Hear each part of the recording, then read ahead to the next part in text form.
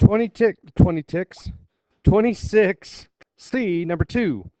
According to one investigator's model, the data are like 50 draws made at random from a large box. The null hypothesis says that the average of the box equals 100. The alternative says that the average of the box is more than 100. The average of the draws is 107.3 and the SD is 22.1. So we are assuming that the average of the box is 100. Okay? There's no way to know. But we can disprove it kind of using statistics by determining, is our sample too far away or not? So we end up with a sample average of 107, what was it? 0.3 with an SD of 22.1. Okay, which means that the SE is 3.1. How do we get 3.1?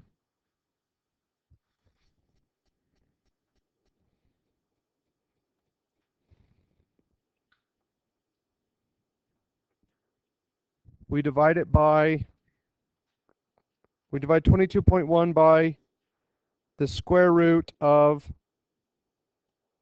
50.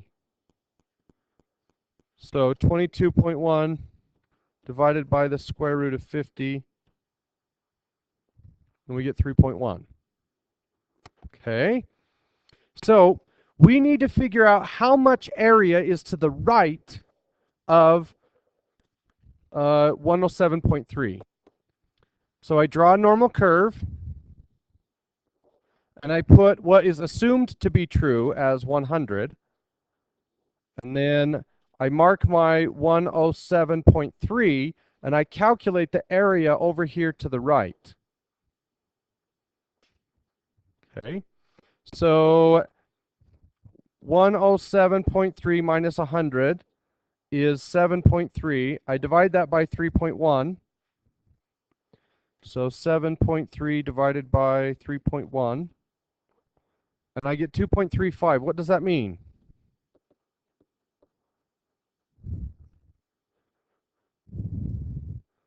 The observed value is 2.35 SEs larger than the expected average. Is this looking good or bad for Dr. Null? It's looking bad for Dr. Null. It's looking good for Dr. Alternative. So I shade norm. And I'm going to shade norm from 2.35 to 5. And I'll get a right-tailed area. Oh, you can't see my graph, but the area is 0.009.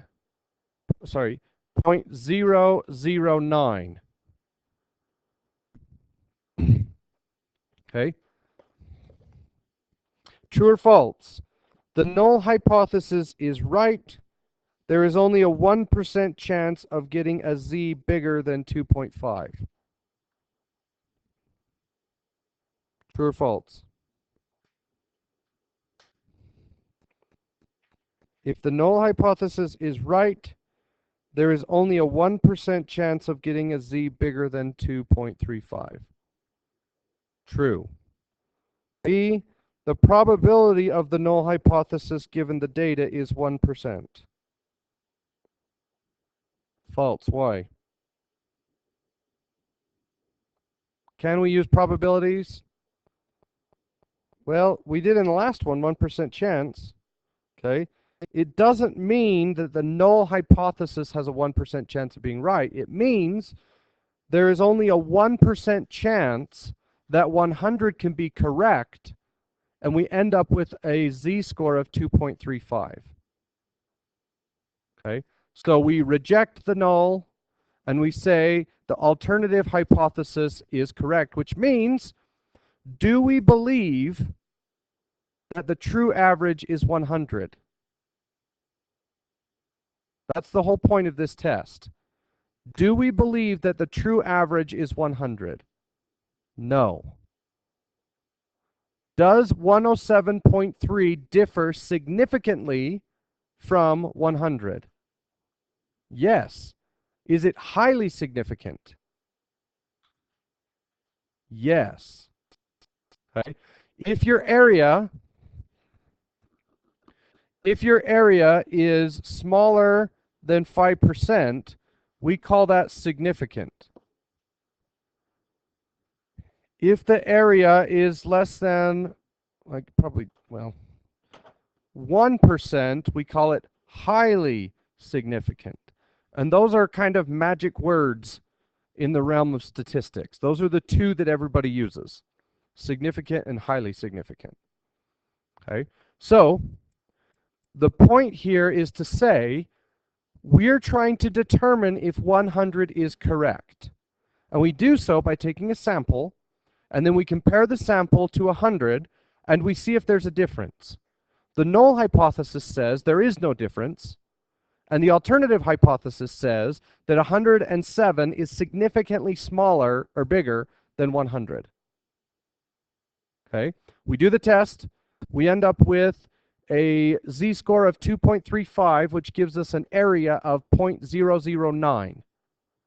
So Dr. Alternative says there is a significant difference between 107 and 100. In fact, there is a highly significant difference between 107 and 100. Could Dr. Knoll still be right? Could the true average still be 100?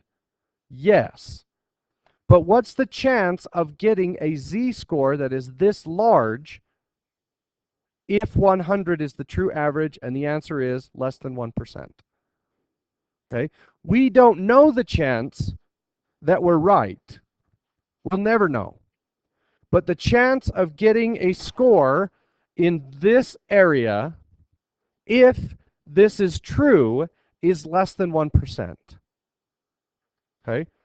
So the first question is true. The second question is false. Are we right or wrong? We don't know. But it's one or the other. The probability that we're right or the probability that we're wrong is either 1 or 0. We're either right or we're wrong. We just don't know. But the chance of landing in this, assuming that that is true, is less than 1%, which is so small, we say no. We think there is a highly significant difference between 107 and 100. So we reject the null hypothesis and we accept the alternative hypothesis. Now we're going to be using that language from now until the end of the class. Do we accept the null or do we object? Do we object to the null? No. Reject the null. All right. Number 7. Many companies are experimenting with flex time, allowing employees to choose their schedule within broad limits set by management. Among other things, flex times is supposed to reduce absenteeism. One firm knows that in the past few years, employees have averaged 6.3 days off from work, apart from vacations. This year, the firm introduces flex time. Management chooses a simple random sample of 100 employees to follow in detail, which is kind of weird because they should have all the data, right? I mean, how many times you missed work is probably in a computer somewhere. So do they need a sample? No, but they're going to, anyway, whatever. At the end of the year, those employees average 5.5 days off from work, and the SD is 2.9. Did absenteeism really go down, or is this just chance variation? All right. So, in the past, employees have missed 3.6 days of work. We introduced flex time, which means, hey, you can work any time between 5 in the morning and 7 at night, Monday through Saturday, any day of the week, whatever you want. As long as you put 40 hours in and you get your work done, I don't care when you work, you decide. And the goal is that people will take fewer days off of work. Okay, if you want Monday and Tuesday off, you just don't show up, and then the rest of the week you work your 40 hours. Okay, so I sample 100 people in this very large company, and it turns out that the people I sampled in this flex time period, this year, only took off 5.5 days of work. So the company says, yes, we won. What's wrong with that statement? Well, is my sample supposed to be exact? No. So is there a chance that I sampled people that just don't take days off as much? Yes. So we want to determine, is this difference large enough for the company to say that the program worked? Because maybe this half of the room just doesn't like to go on vacations, and that half of the room loves to go on vacations. And when I did my sample, for some reason, I talked to more of these guys than those guys. That can happen. Even when you do everything correctly, chance error still exists. So we know that the SD is 2.9. So if my SD is 2.9 and I did a sample of 100 people, then I need an SE. Which SE are we dealing with?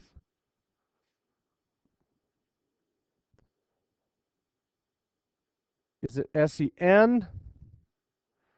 Is it total days taken off? Or is it average days taken off? Average, not percentage, average.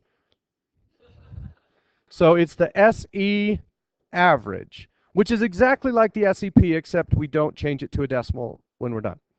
So this is going to be 2.9 divided by 10, which is 0.29. Okay, now what do I do? Well, I calculate the difference. What is the difference between 5.5 and 6.3? 0.8, negative. So negative 0.8, what do I do to that? Divide it by 0.29. Negative 0.8 divided by 0.29. Okay, now before I go on, what does this tell me? Who's right? Dr. Knoll or Dr. Alt? So I got 2.7, negative 2.7. I think Dr. Knoll is correct, right? 2.7 is too far away for chance error, right? We expect there to be chance error, but 2.75 SEs is a long ways away, okay? But we can't report it this way. Why not? Because the world is full of people who've never taken a stats class and they have no idea what a standard error is. So for those people, we have to translate this into a percentage. So what we do is we shade norm from negative 2.75 to the left, and that will give us an area. So I'm going to zoom recall, and then do my shade norm. Maybe. Maybe not. I'm afraid I done killed it. There we go. All right. So negative 5 to negative 2.75.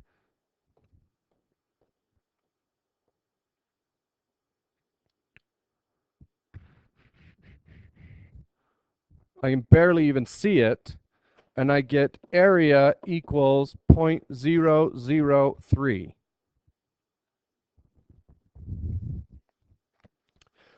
So that area is less than 5%.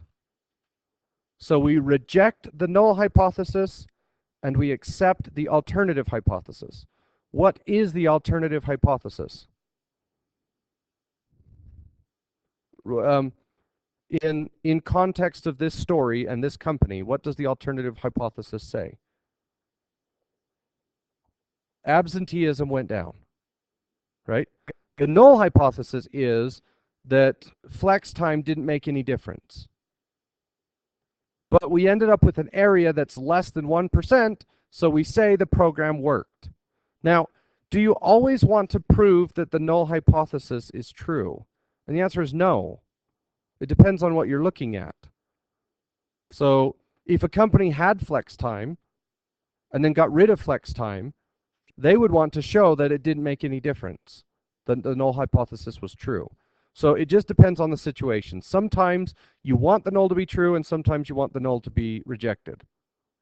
Okay? But the null is always equal to, and the alternative is always not equal to. Okay? So let's talk about this right here. So this is an area of less than 1%, which means instead of significant, we can use the phrase highly significant. So we say that the difference between the flex time days off and the old days off is highly significant. There is a highly significant difference, which means we are really, really sure that absenteeism went down. Okay? Is there a less than 1% chance that we're right? Or sorry, wrong? Now this is where it gets confusing. Is there a less than 1% chance of being wrong? No. When I rejected the null, I am either correct or incorrect. And I'll never find out which one it was unless I talk to all the people. Okay? So, what does less than 1% mean? Well, it means, let's say that this is an enormous global company, and everybody in the room is going to talk to 100 members of the company. Okay? Less than 1% of you who do this will land in there, assuming that this is true. Right? Less than 1% of all the people who do this survey will get a number that's that far away. And it really took me years to understand the difference between the two. So, I mean, if you don't quite get that, give it time, I guess. You know, become a math teacher. All right, number 8.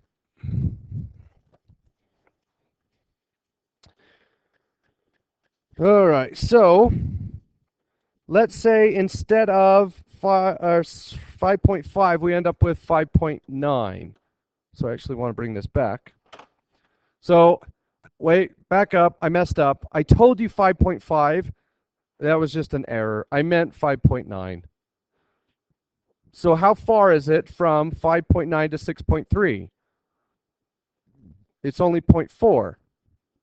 And 0.4, so negative 0.4 divided by 0.29, I get a z-score of negative 1.38. Now, we're done as far as we're concerned. What does negative 1.38 tell us about the null hypothesis? Do we accept or reject the null hypothesis?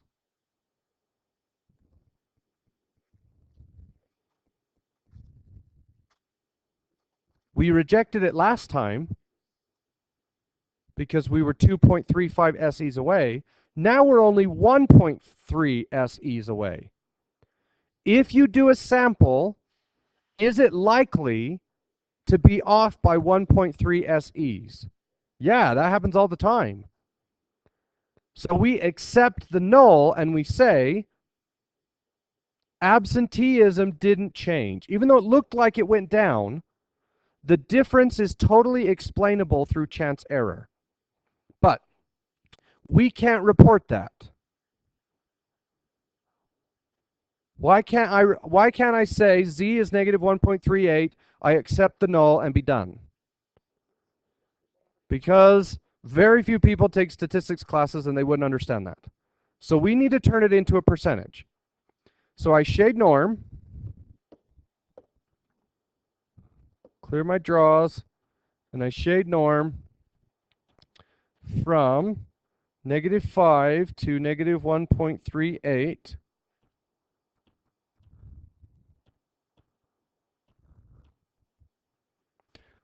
And I end up with an area that is equal to, well, give me the same one, right? What did I do wrong? I thought I cleared my draws. All right, let's try that again. So, -5 to -1.38.